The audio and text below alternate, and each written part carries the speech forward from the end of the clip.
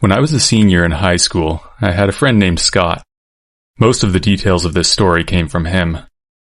Scott was in the gifted classes for college preparation: English, science, and all the tough math classes. One of his teachers was Mr. Michaels, who taught chemistry for the smartest kids in the school. Mr. Michaels was in his mid-40s, 5'10", and at least a little overweight. He wasn't mean or anything, but he wasn't the most charismatic teacher either. To be honest, he was really quite boring. Monotone voice, blank look on his face. There never was much of a lesson plan. He would just assign a chapter from the textbook, then sit at his desk doing who knows what, reading the newspaper or something. He really seemed to have lost his joy for teaching, that is, assuming he ever had it to begin with. Because of this, the students in his class would take advantage of the situation to talk and screw around. You may think that the smartest kids in the school would want to spend their time a little more wisely, but you'd be wrong. These students were just as willing to take advantage of the situation, like everyone else. There were paper airplanes flying around, lots of talking, and just general disrespect for Mr. Michaels and his authority. Worst of these was Aiden. He was the typical class clown, and really used this class as a way to get some laughs. Aiden was really smart, and actually a pretty nice guy, but he was 16, and at the time he was more than happy to take advantage of the lack of supervision. It really is the teacher's responsibility to manage the class, so I think there's enough blame to go around. Scott and his classmates got used to it, and came to count on this class as a break to let off some steam. They used to call it recess, a time for games and socializing, just like the old days in elementary school.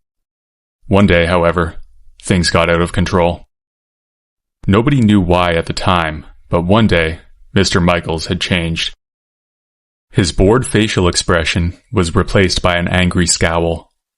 His normally pink face had turned a deep red. His eyes were red and bloodshot.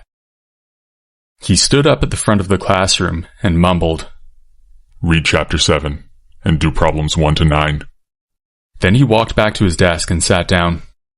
The class barely noticed and went back to whatever they were doing, none of which was chemistry work. Everyone was talking and telling jokes in full voice. This continued for a while until suddenly Mr. Michaels grumbled, "Quiet down.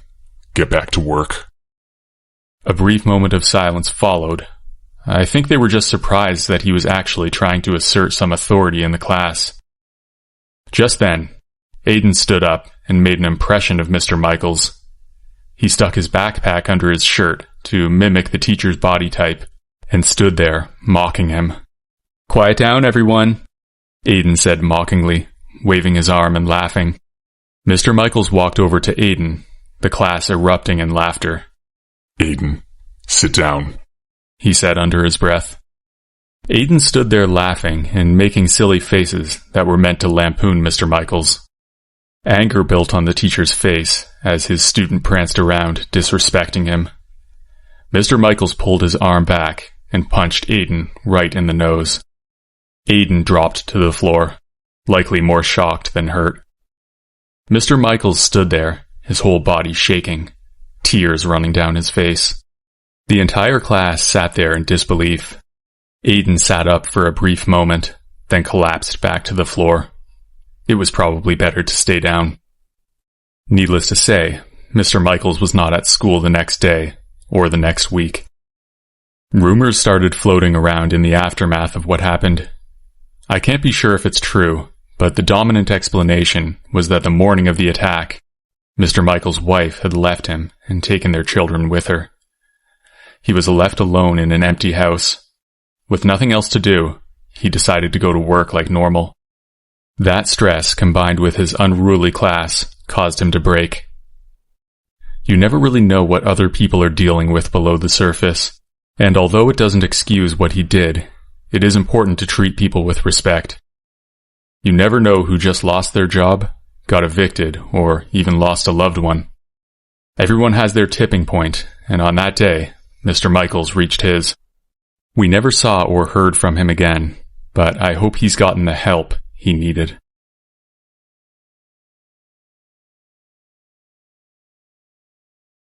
Back when I was in elementary school, we had a year-end field trip that took place sometime in the last month of every year.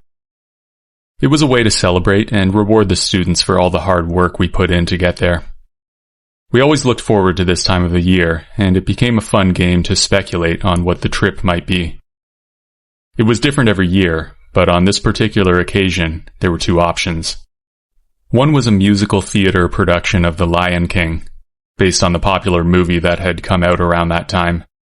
The other was to visit the Six Flags Great America amusement park that was about a 2-hour drive from the school.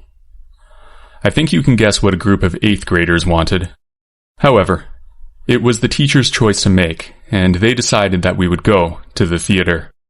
This meant that we would be going to downtown Chicago, which is where the theater was. They chartered a bus, and in the morning, we set off for the roughly 2-hour drive. Although I was disappointed that I wasn't going to spend the day riding roller coasters, it was still an exciting thing to be headed to the big city with all my friends at the end of the school year. The suburban setting that I was used to made way for tall skyscrapers and large crowds of people. I had been to the city a few times with my parents, and I was always dazzled by the size of it all. We got to the theater and watched the show. Although I was a little pessimistic going in, I will have to admit that the show was incredible. I'm a big fan of musical theater to this day, and I believe that this show was a big part of the reason for that. Once it was over, my class began to make our way out of the theater. There were about 20 kids for each teacher, so you can imagine how difficult it was to keep everything organized, especially in a place that's so busy. I tried to keep eye contact with my teacher, but it wasn't long before I was completely lost. Like I said, this was 8th grade and I was probably about 5 feet tall, so I had no chance in that crowd. When I made my way to the street, I was expecting to see my teacher and class waiting for me, but that didn't happen. There was nobody there that I recognized. I waited for several minutes, looking like a lost puppy, tears streaming down my face. I figured that they had left without me. After a few more minutes, I was approached by an older man, probably at least 55 or 60. "Hi there. I'm a friend of your mom's. She told me to come and get you," he said. How did my mom know I was lost? I thought. It was very confusing. However, I was feeling very desperate at the time, so I agreed to go with the man. We walked to his car, which was actually a white van with blacked out windows. "Get in the back. I'll take you to your mom," he told me. I was feeling very uneasy and beginning to regret my decision to trust the man. I was too scared to say anything, though. I didn't want to make him mad. I stood there for probably 30 seconds, not sure what to do. "Come on, kid. She's waiting," he added. I turned around and looked back. That's when I saw my teacher running towards us, a look of terror on her face. When I turned back to the van, it was gone. The man drove off. It turned out my teacher and classmates had just come out of the theater. I had somehow gotten ahead of them all, and my teacher was taking her time to make sure everyone made it. I don't even want to think about what that man's intentions were. This was the most terrifying experience of my life, and although it turned out all right, it shook me to the core. My parents did teach me all the usual things about dealing with strangers, but talking about it is a whole different thing than doing it in real life.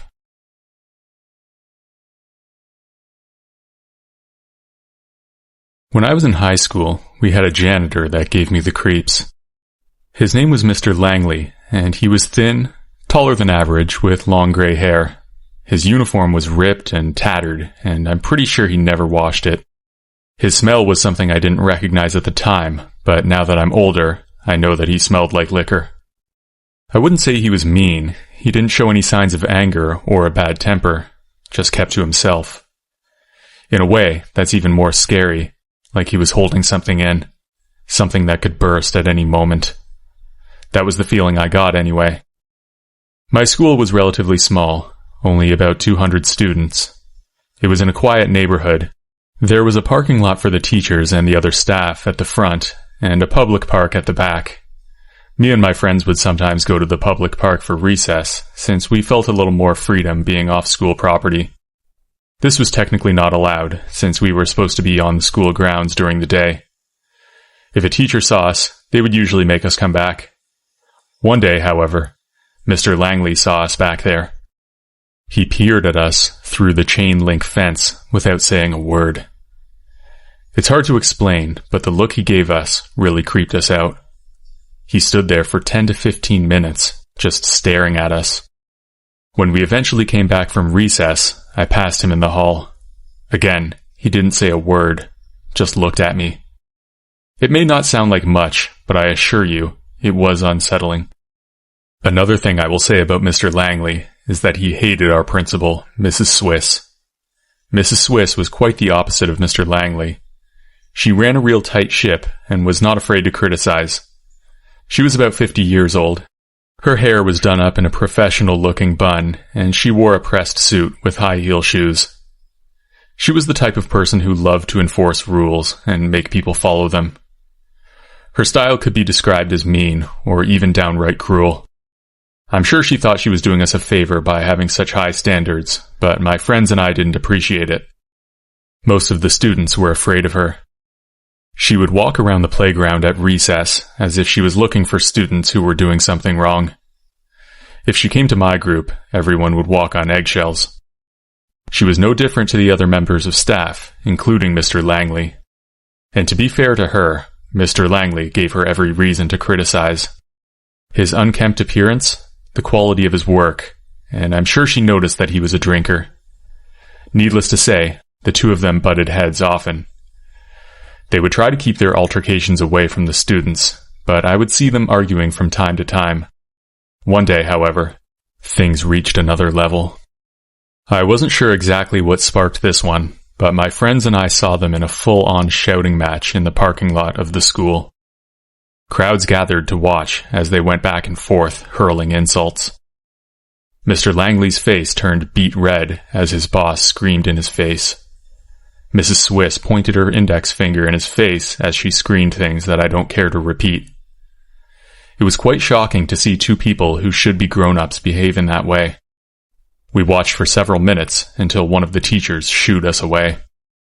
I thought that was the end of it, but unfortunately, I was wrong. As I approached the school the next morning, I was shocked to see that the place was surrounded by police cars. One of the teachers was standing on the street. I walked over to her, and she told me that the school was closed for the day and that I could go home. I was, of course, excited for the impromptu day off, but I couldn't help but feel worried. Later that night, I was watching the news with my parents, and when I heard the name of my school, we all paid close attention. As it turned out, Mr. Langley had brought a homemade explosive to the school and tried to hide it in one of the utility rooms. He was caught by one of the other janitors, who only worked a few days per week. Needless to say, we never saw Mr. Langley again. It was quite disturbing that Mr. Langley had that in him. I suppose all the warning signs were there, but it's much easier to see with the power of hindsight. I'm not sure how long he was planning this. The scariest thing is to think what would have happened if the other janitor was not there that day.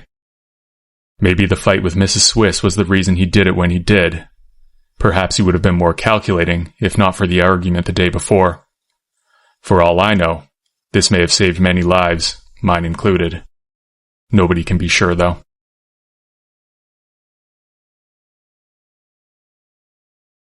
Back in 2013, I was in the 10th grade, and there were two kids in my year, Lucas and Greg, and they just didn't fit in.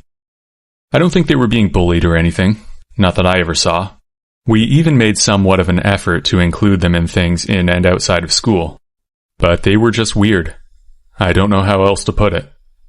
One day we were in class, and I saw Lucas break open a black pen and try to paint his nails with it. It was a complete mess, of course. Ink all over his hands and his clothes. The teachers sent him to the principal's office for that one. Greg might have been even more strange. You could hardly get him to talk. In fact, I think we went a whole semester without hearing him say a single word. Somehow, the two of them managed to become best friends.